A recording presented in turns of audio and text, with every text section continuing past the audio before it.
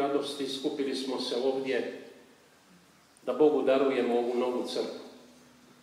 Zato ga ponizno zamolimo da bude uz nas svojom milošću, te svojom silom blagoslovi ovu vodu.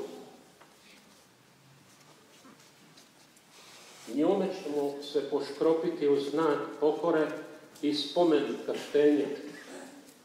Njome ćemo također blagosloviti i stijene ove crkve.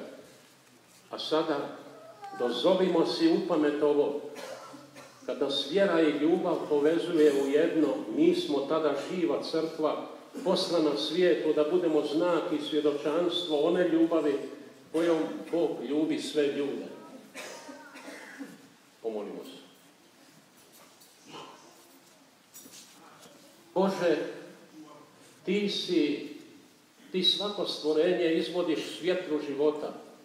Ljude obasipaš tolikom ljubavlju, te ih očinskom brigom hraniš, rosom svoje ljubavi od grijeha čistiš i Kristu u glavi neprestano privodiš.